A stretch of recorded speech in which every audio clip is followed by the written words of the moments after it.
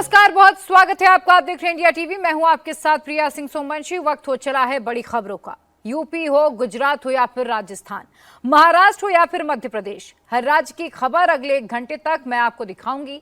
UP में क्यों बीच बाजार में संग्राम छिड़ गया है, कहां पर दनादन गोलियां चल गई हैं, कहां पर सिर्फ 6 मिनट में ही बदमाश 32 लाख की लूट को अंजाम देकर फरार हो गए, क्यों लाठी डंडे से सब इंस्पेक्टर को उसी के घर वालों ने पीटा है, इसी पर हम आपको आगे 1 घंटे में रिपोर्ट दिखाएंगे।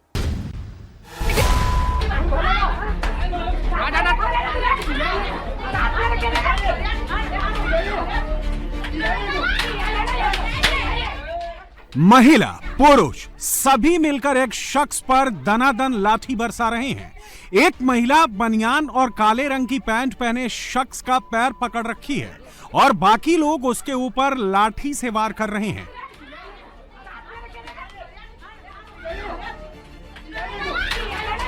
महिलाएं पुरुष जिसे लाठी से पीट रहे हैं ये सब इंस्पेक्टर साहब हैं। सब इंस्पेक्टर साहब एक दूसरी महिला के साथ रंगरेलियां मना रहे थे। फिर क्या था, पत्नी ने परिजनों के साथ धावा बोल दिया। इसके बाद सब इंस्पेक्टर साहब पर जमकर लाठियां बरसी।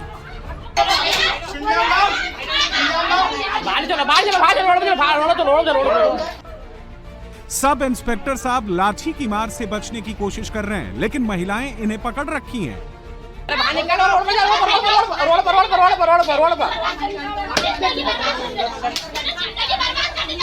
इससे पहले सब इंस्पेक्टर को पोल से बांधकर भी पुरुष और महिलाओं ने पीटा।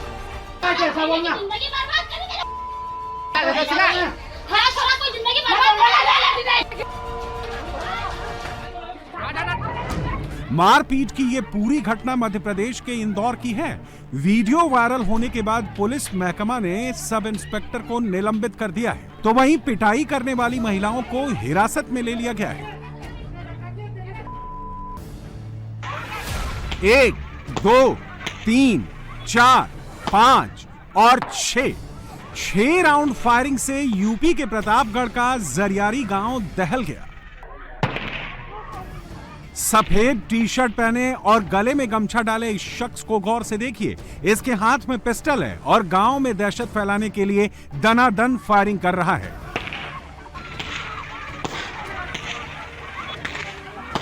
प्रतापगढ़ में जमीनी विवाद को लेकर 2 पक्ष आपस में भिड़ गए, जिसके बाद पूरे गांव में महाभारत का युद्ध छिड़ गया। दोनों पक्षों की तरफ से बंदूकें निकल गईं। दोनों तरफ से धनाधन गोलियां चली।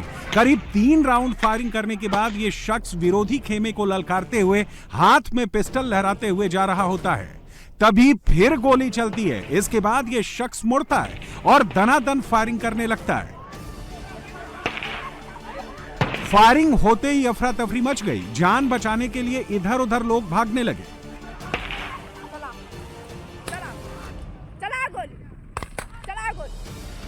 करीब 1 घंटे तक गांव में जमीन विवाद को लेकर संग्राम चलता रहा। गांव में दहशत का माहौल रहा। दोनों पक्षों की तरफ से करीब 10 से 12 राउंड फायरिंग की गई। एक बच्ची गली में अपने दादा के साथ खेल रही होती है, तभी स्ट्रीट डॉग बच्ची पर हमला बोल देते हैं। 3 स्ट्रीट डॉग आते हैं और सीधे मासूम बच्ची के ऊपर पीछे से अटैक कर देते हैं। एक डॉग बच्ची के कपड़े को पकड़ लेता है और बच्ची को नोचने लगता है। बच्ची जमीन पर गिर जाती है। तभी शोर सुनकर बच्ची के दादा दौड़ कर आते हैं और स्ट्रीट डॉग को भगाते हैं। ये पूरी घटना सीसीटीवी में कैद हो गई। बच्ची की उम्र 1.5 साल है। अगर बच्ची के दादा वहां मौके पर नहीं पहुंचते तो एक बड़ी घटना हो सकती थी।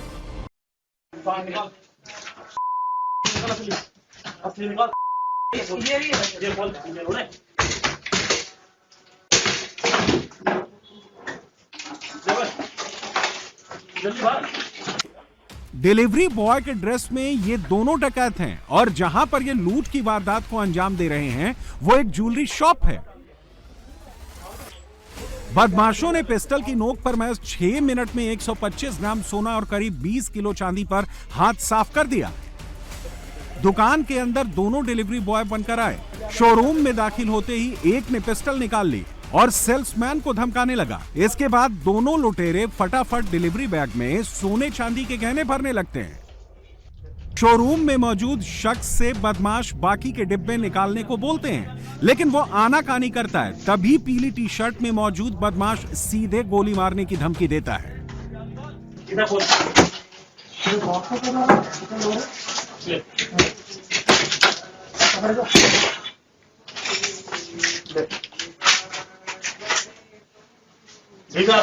फोन की डिब्बा निकाल फटाफट जल्दी।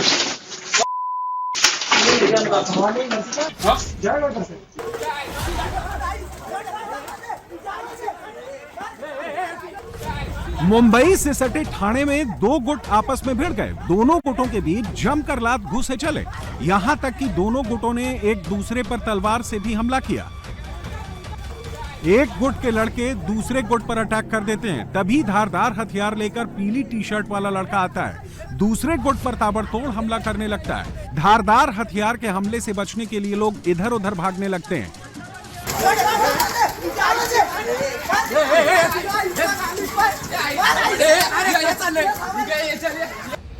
ठाणे में 2 दिनों में ये दूसरी बार भिड़ंत हुई है। स्थानीय लोगों के मुताबिक दोनों गुटों के बीच इलाके पर दबदबे को लेकर ये लड़ाई हुई है। ये रोड रोलर सड़क पर नहीं चल रहा है, बल्कि अवैध शराब पर चल रहा है। रोड रोलर से 500,000 लीटर की शराब को नहीं नष्ट किया जा रहा है, बल्कि रोड रोलर से 40,000 लीटर अवैध शराब को नष्ट किया जा रहा है। नष्ट की गई शराब की कीमत 2 करोड़ रुपए से अधिक है। शराब की इन बोतलों को इंदौर पुलिस बीते कुछ महीनों में जब्त की। इनमें देसी, विदेशी और कच्ची शराब मौजूद है। जब्त की गई भारी मात्रा में अवैध शराब को महू के ट्रेचिंग ग्राउंड में नष्ट किया गया। किले की दीवार गिर रही है बालाजी के पास की। 1, 2, 3, 4, 5, 6 महज 6 सेकंड में किले की दीवार भरभरा कर गिर गई। किले की दीवार गिर रही है बालाजी के पास की। महाराष्ट्र के ओखला में यह किला मौजूद है, लेकिन भारी बारिश की मार इस किले की दीवारें झेल नहीं पाई और भरभरा कर गिर गई, जिसका वीडियो यहां से गुजरने वाले लोगों ने रिकॉर्ड कर लिया। हालांकि इस दौरान किले के आसपास कोई मौजूद नहीं था। शाम के समय हादसा होने के कारण जान माल की क्षति नहीं हुई। जयपुर में अपराधियों के हौसले किस कदर बुलंद हैं, ये तस्वीरें उसकी वानगी भर हैं। आधी रात को लाठी डंडों से लैस बदमाशों ने जयपुर में दिल्ली अजमेर हाईवे पर मौजूद पेट्रोल पंप पर अचानक धावा बोल दिया। लाठी डंडों से लैस बदमाशों ने पहले सिक्योरिटी गार्ड पर ताबड़तोड़ वार किया, मार मार कर उसे अधमरा कर दिया। फिर पेट्रोल पंप के कर्मचारियों को निशाना बनाया, उन्हें दौड़ा दौड़ा कर पीटा और जब सबकी पिटाई कर दी तब नकदी और दूसरे कीमती सामान लूट कर फरार हो गए। जाते जाते बदमाशों ने पेट्रोल पंप पर खड़ी गाड़ी के शीशे भी तोड़ डाले। हाईवे पर पेट्रोल पंप पर हुई ये पूरी वारदात सीसीटीवी में कैद हो गई। बदमाश रात करीब 1:30 बजे आते हैं और सो रहे लोगों पर अटैक कर देते हैं। लाठी डंडों के साथ एक साथ 4 बदमाशों को देखकर पेट्रोल पंप पर अफरा तफरी मच गई।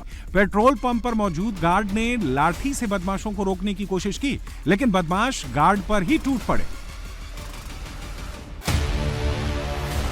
हाथ में हथकड़ी है। पुलिस की मौजूदगी में कान पकड़कर माफी, हाथ जोड़कर माफी। पूरे मोहल्ले में पुलिस इनकी परेड निकाल रही है। सभी ठीक से चल भी नहीं पा रहे हैं। जो कान पकड़कर माफी मांग रहे हैं ये चिया गैंग के मेंबर हैं और गुंडागर्दी और वसूली करना इनका पेशा था, लेकिन अब ये ना तो गुंडागर्दी करेंगे और ना ही वसूली। सूरत में गुंडागर्दी और वसूली करने वाले गैंग के गुर्गे पुलिस के हत्थे चढ़ गए हैं। पुलिस ने गैंग के इन गुर्गों को सबक सिखाने के लिए उनका जुलूस उसी मोहल्ले में निकाला जहां ये गुंडागर्दी करते थे, वसूली के लिए मारपीट करते थे। पुलिस वालों की निगरानी में लंगड़ाते हुए चल रहे ये सूरत के कुख्यात चिया गैंग के गुर्गे हैं। माजिद, समीर और दीपक नाम के इन तीनों बदमाशों को सूरत की एसओजी पुलिस ने गिरफ्तार किया है। गिरफ्तारी के बाद पुलिस ने इनको लिंबायत इलाके की गली गली ले जाकर जुलूस निकाला। 5 दिन पहले रानी तालाब इलाके में ये तीनों पहुंचे थे। कमरुद्दीन नाम के शख्स को धमकाकर वसूली की थी। शिकायत के बाद पुलिस ने एक्शन लिया और ये तीनों पकड़े गए। एक युवक को करीब 10 से 15 लोग घेर कर पीट रहे हैं, जमीन पर गिराकर मार रहे हैं। पीड़ितों को एक महिला बचाने आती है, लेकिन भीड़ उस महिला को धक्का देकर गिरा देती है। पीड़ित युवक नीचे जमीन पर गिरा है और भीड़ उसके ऊपर थप्पड़ों की बारिश कर रही है। जिसको जहां मौका मिला सबने हाथ साफ किया। मारपीट का ये वीडियो हाथरस के पंजाबी मार्केट का है, जहां कपड़े खरीदने को लेकर दुकानदार और ग्राहक के बीच में विवाद हो गया। इसके बाद युवक को एक साथ कई दुकानदारों ने घेर लिया और फिर उसकी पिटाई शुरू कर दी। कोई किसी की सुनने को तैयार नहीं था। जिसे जैसे मौका मिला वैसे ही पिटाई करने लगा। बाजार में जितने लोग मौजूद थे सबके सब ग्रीन शर्ट पहने युवक को पीट रहे हैं। हालांकि मौके पर 2 पुलिस वाले भी मौजूद थे और वो दुकानदारों से घिरे युवक को बचाने की कोशिश भी कर रहे थे, लेकिन भीड़ के आगे वो भी नाकाम ही दिखे।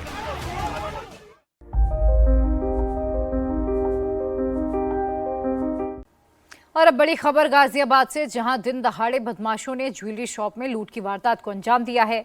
2 बदमाश गहनों की दुकान में ऑनलाइन डिलीवरी बॉय के कपड़े में घुसे और 6 मिनट में 36 लाख की ज्वेलरी लूट कर फरार हो गए। पुलिस ने आरोपियों की तलाश में 6 टीमों का गठन कर दिया है, जो वीडियो के आधार पर उनकी गिरफ्तारी में जुटी हुई है। 2 बदमाश डिलीवरी बॉय की ड्रेस में बाइक से ज्वेलरी शॉप में आते हैं। दोनों ने हेलमेट पहन रखा है। दोनों ज्वेलरी शॉप के कर्मचारी को डिलीवरी लेने के लिए कहते हैं। डिलीवरी सर ने भेजिए।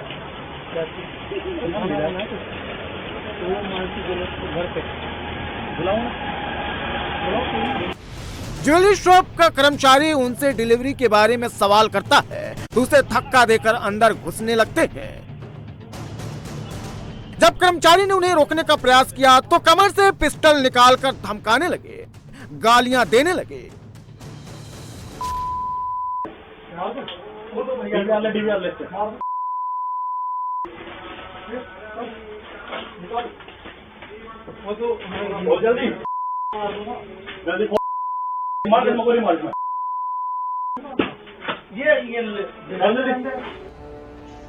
इसके बाद दोनों बदमाश ज्वेलरी शॉप में रखे जेवरात को एक एक कर अपने बैग में भरने लगते हैं। कर्मचारी को बीच बीच में थप्पड़ भी मार रहे हैं, लगातार गालियां दे रहे हैं। लुटेरे बार बार कर्मचारी को पॉकेट में रखी पिस्टल का धौंस दिखा रहे हैं। ब्लैक शर्ट में डरा सहमा कर्मचारी एक कोने में खड़ा नजर आ रहा है। लुटेरे उससे शॉप में रखे पैसे के बारे में पूछ रहे हैं। सिल्वर के बारे में पूछ रहे हैं और उसे बैग में रखते जा रहे हैं। चलो बस अभिषेक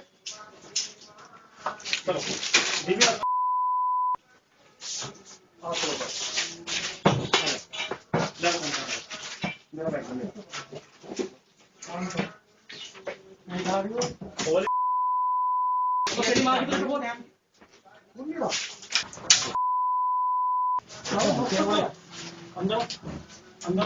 अंदर ओपन अंदर हो बिल्कुल अंदर घुस ठीक है अंदर तो लोग पर इसे आ जाओ मैं खड़ा हूं।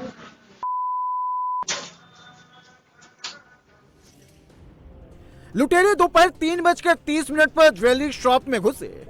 गन पॉइंट पर लुटेरों ने 6 मिनट में दुकान से 20 किलो चांदी और 125 ग्राम सोना और 20,000 नकदी 2 बैग में भर लिए और 3:36 पर लूट की वारदात को अंजाम देकर फरार हो गए।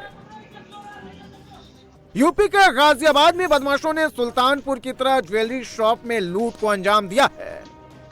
लिंक रोड के ब्रिज विहार में ज्वेलरी शॉप में हुई लूट में चोर 35 लाख के गहने लेकर फरार हो गए। लुटेरे इतनी फुर्ती से घटना को अंजाम देकर फरार हो गए कि आसपास के दुकानदार और राहगीर कुछ समझ ही नहीं पाए।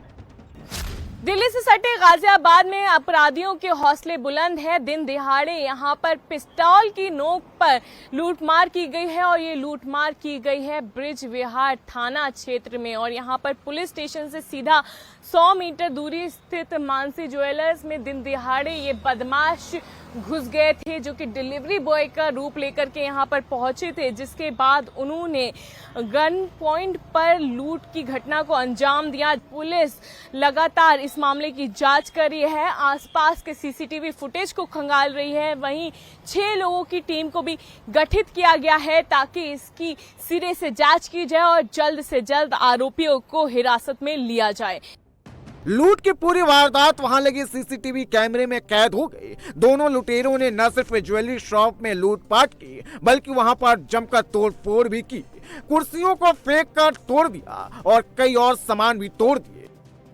ब्रिज बिहार के कृष्ण कुमार वर्मा की मानसी ज्वेलर्स के नाम से दुकान है। 2 साल पहले उन्होंने दुकान खरीद का कारोबार शुरू किया। ये कल दिन में 3:32 की घटना है। 2 व्यक्ति बाइक में, जैसे ऑनलाइन जो लोग डिलीवर करते हैं सामान, इस बहाने से यहाँ पर दुकान पे आए थे मानसी ज्वेलर्स में। मानसी ज्वेलर्स के जो मालिक हैं, ओनर हैं कृष्ण कुमार वर्मा जी, वो लंच करके उसी दौरान थोड़ी देर के लिए वॉशरूम गए थे, टॉयलेट के लिए। तो अपने नौकर को बोल भी गए थे, बेटा कोई आए तो गेट मत खोलना। लेकिन वो लड़के ने, जब वो बंदे आए, उन्होंने बोला ये उनका लंच लेकर के आए हैं, तो उसने पहले तो गेट नहीं खोला, फिर हल्का सा जैसे गेट खोला पूछने के लिए वो तुरंत अंदर आए और जबरदस्ती दुकान के अंदर घुस गए। ये सब कुछ दिन दहाड़े बीच बाजार में हुआ, जहां आमतौर पर हलचल बनी रहती है। चौंकाने वाली बात यह है कि घटना के वक्त लिंक रोड थाना पुलिस इलाके में चेकिंग अभियान चला रही थी, फिर भी बदमाश आसानी से फरार हो गए। पुलिस बाइक के नंबर और आसपास के सीसीटीवी फुटेज के आधार पर बदमाशों की पहचान करने की कोशिश में जुटी है। करीब 3:30 बजे दोपहर को 2 बाइक सवार अज्ञात व्यक्तियों द्वारा उसके ज्वेलर्स के दुकान में घुस के उसके नौकर को हथियार दिखा के करीब 20 किलो चांदी और 125 ग्राम सोना ये लूट के चले गए। सूचना मिलते ही तुरंत ही पुलिस ने घटनास्थल पर जाके निरीक्षण किया और उसके बाद 6 टीमों का गठन करके घटना के अनावरण के लिए प्रयास जारी किए गए हैं। शुरुआती जांच में बाइक पर लगी नंबर प्लेट फर्जी होने की बात सामने आई है। बताया जा रहा है कि बदमाश दिल्ली की ओर से आए थे।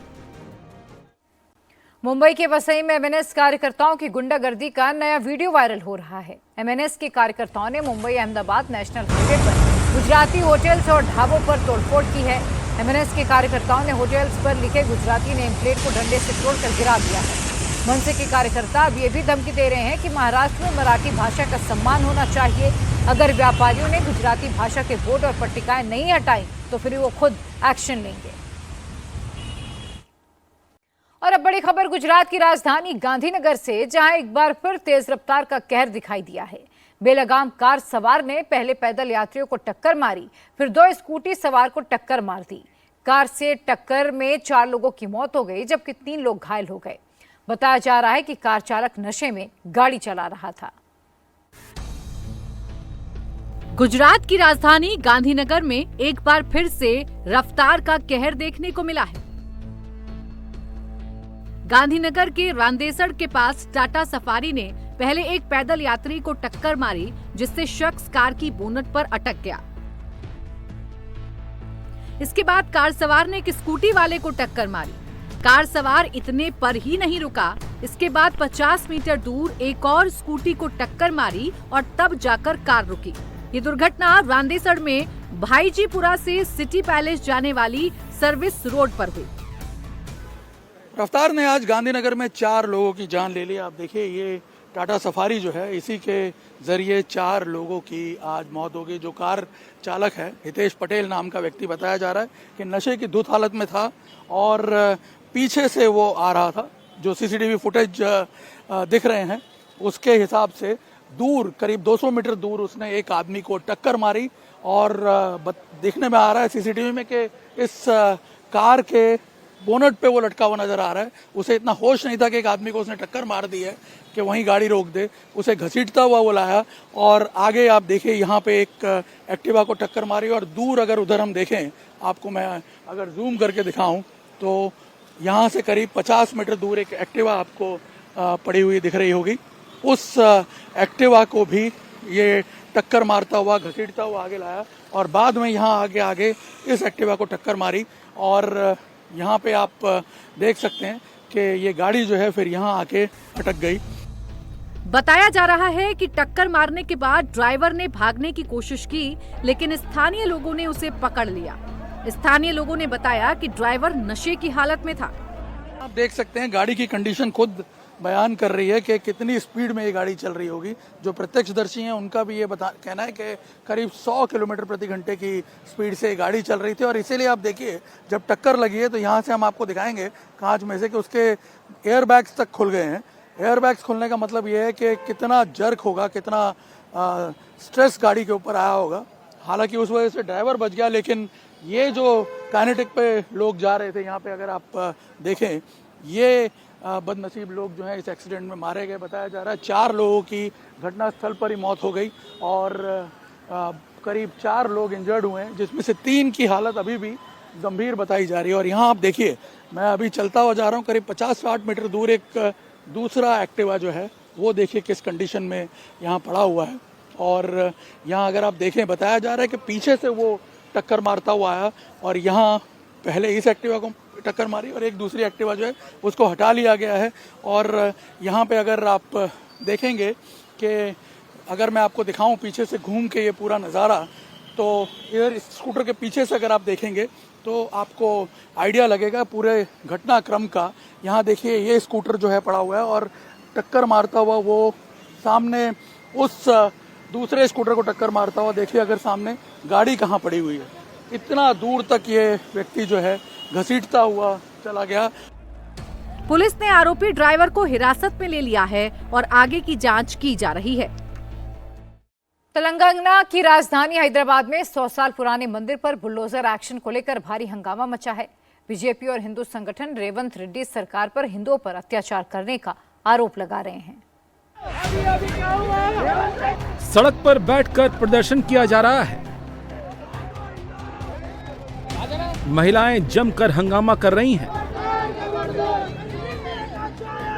सीएम रेवंत रेड्डी के खिलाफ नारेबाजी की जा रही है। पुलिस लोगों को जबरदस्ती हटा रही है, लेकिन लोग हटने को तैयार नहीं हैं। सरकार के खिलाफ लगातार नारेबाजी की जा रही है। ये तस्वीरें हैदराबाद के बंजारा हिल्स की हैं।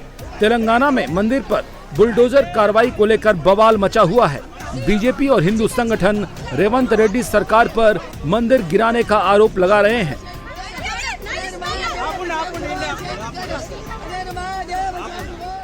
मेरे पीछे की ये जो आप जमीन देख रहे हैं, दरअसल यहीं पर जो है माता का मंदिर था और पिछले कुछ समय से जो है जमीन को लेकर भी विवाद चल रहा था।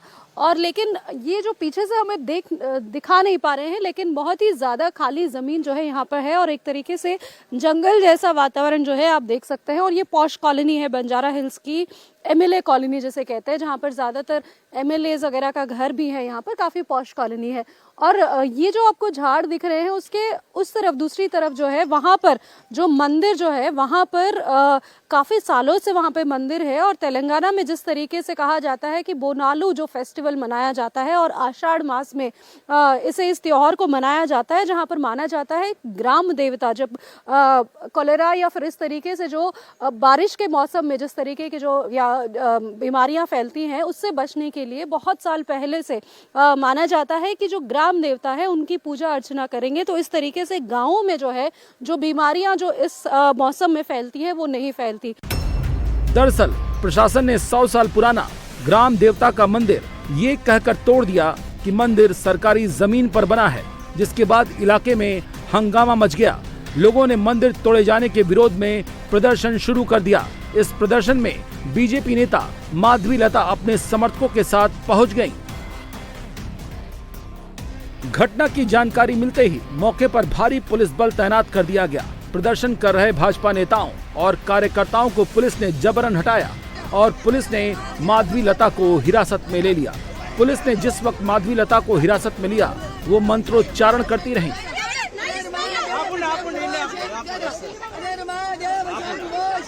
माधवी लता ने आरोप लगाया कि राज्य में हिंदू सुरक्षित नहीं हैं और तेलंगाना की कांग्रेस सरकार हिंदुओं पर अत्याचार कर रही है। माधवीलता ने कहा कि मंदिर भले ही सरकारी जमीन पर बना हो, लेकिन इसे रात में तोड़ना ठीक नहीं है। इससे करोड़ों लोगों की भावना को ठेस पहुंची है। आप देख रहे हैं ना जो हो रहा है। हमारा मांग इतना ही था, 100 गज का माता भगवती का मंदिर को तोड़ डाले कांग्रेस का सरकार, और माता रानी को काट के फेंक दिए, बस्ती का आस्था को काट के फेंक दिए। आज मैं इतना शांति धरने पे बैठी हूँ, तो शांति धरने पे बैठे तो मुझे भी ये लोग मार मार के निकाल रहे यहाँ से। बारिश में बैठी हूँ दोपहर से, बस इतनी विनती थी हमारी, माता रानी का मंदिर को तोड़िए मत। ये प्राइवेट के भूमि में भी नहीं था, ये गवर्नमेंट का भूमि में था। 100 साल पुराना माता रानी का मंदिर बस्ती का आस्था है।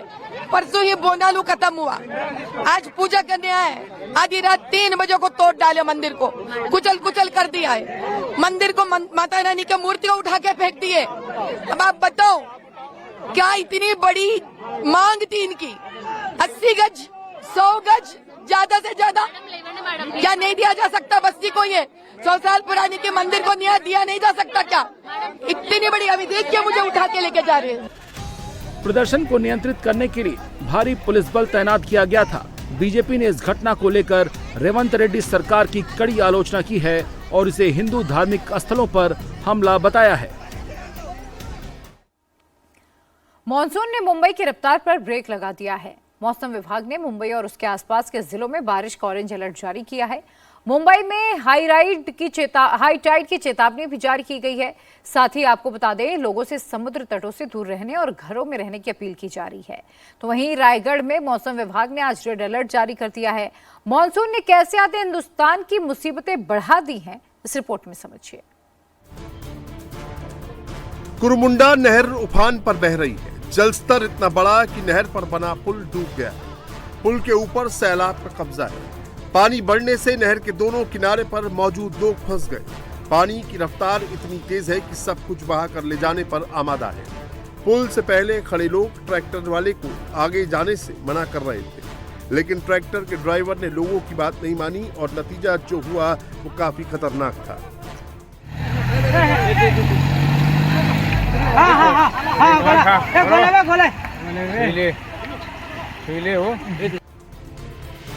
पुल पर पहुंचते ही उफनती नहर की तेज धार से ट्रैक्टर का संतुलन बिगड़ा और देखते ही देखते इतना बड़ा ट्रैक्टर पानी में गायब हो गया।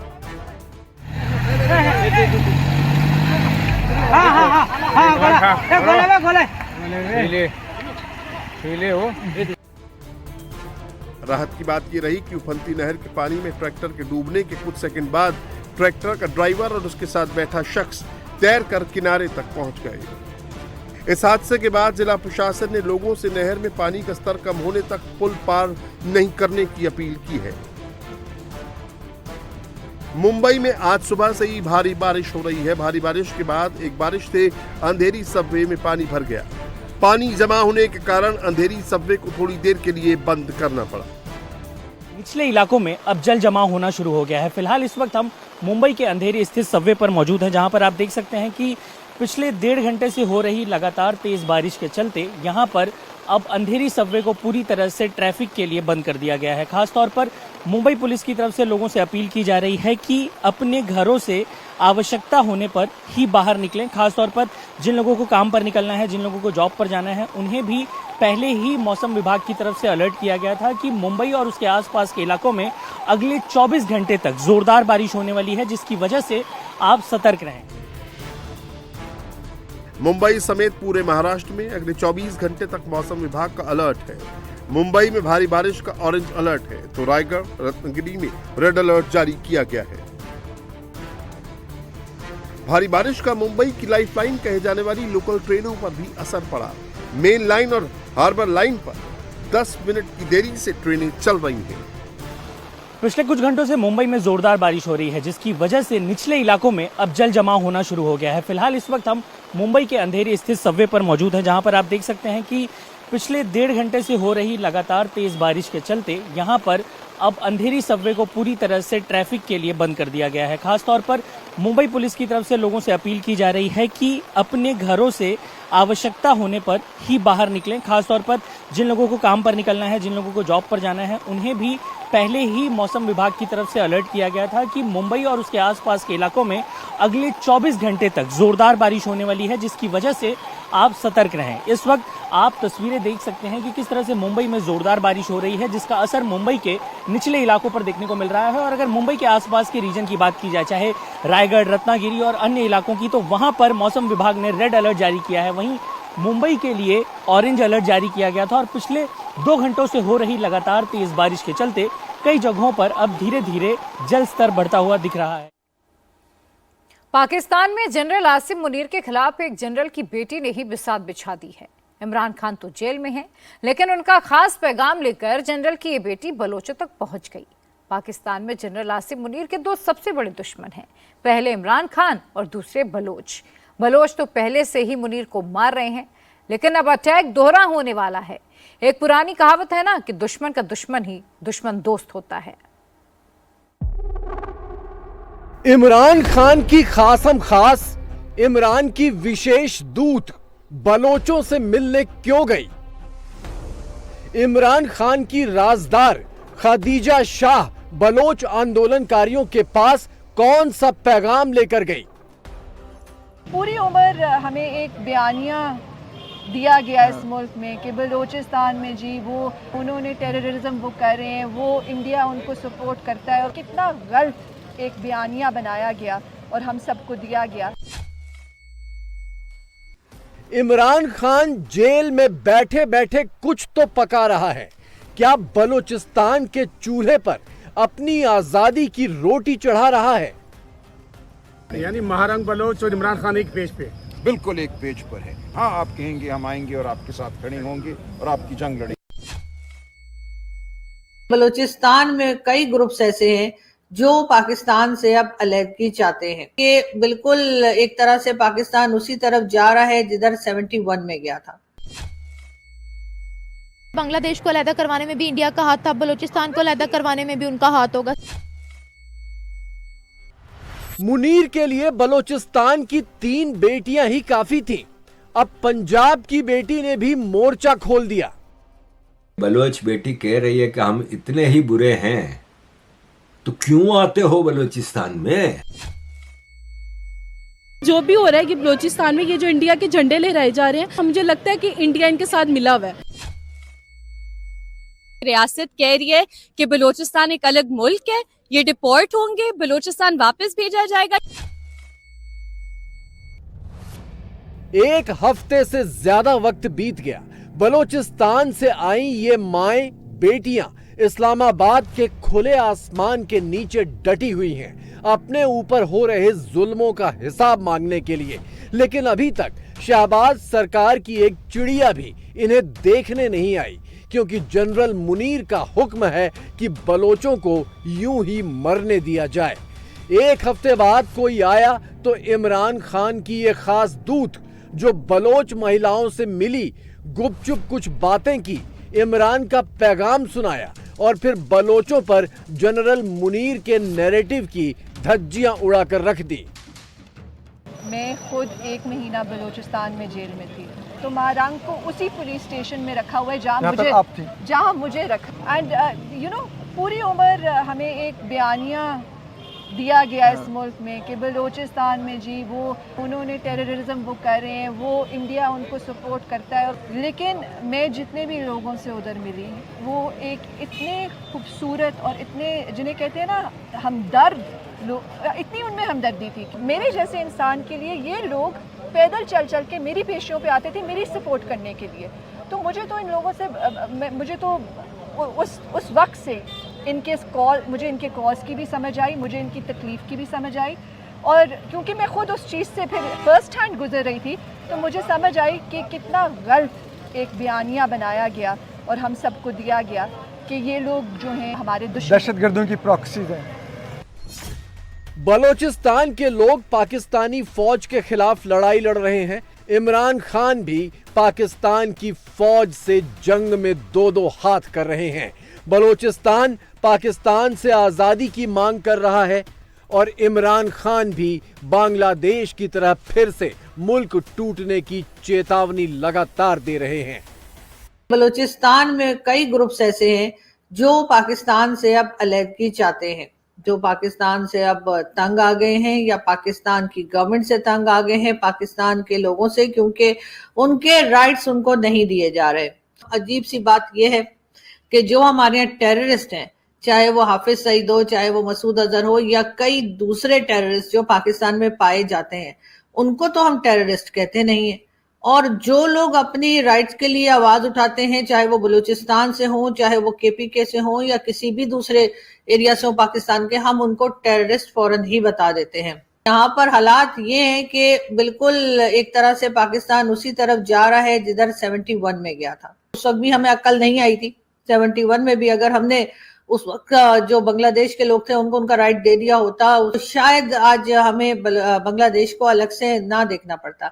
लेकिन यही गलती हम बलूचिस्तान के साथ करते चले आ रहे हैं।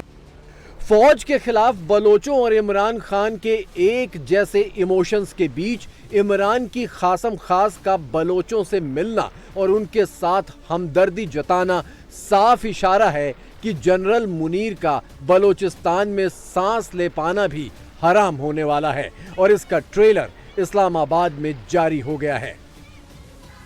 हम गैर एलानिया तौर पे कह सकते हैं कि इमरान खान मिसिंग पर्सन है। देखिए, इस वक्त इमरान खान के तमाम हुकूक सल्ब कर लिए गए हैं। जेल में उनको जो हुकूक हासिल हैं वो उनको नहीं दिए जा रहे। हम आपके दर्द को समझते हैं, बिल्कुल आपके दुख को समझते हैं, बिल्कुल हम आपके साथ खड़े हैं। आप ठीक आए हैं, ये दारुल खिलाफा है सियासत का, तो हम आपके साथ खड़े हैं और हम बार बार आते रहेंगे। फिर बलूचिस्तान में जाऊंगा, जहां आप कहेंगे हम आएंगे और आपके साथ खड़े होंगे और आपकी जंग लड़ेंगे। यानी महारंग बलोच और इमरान खान एक पेज पे।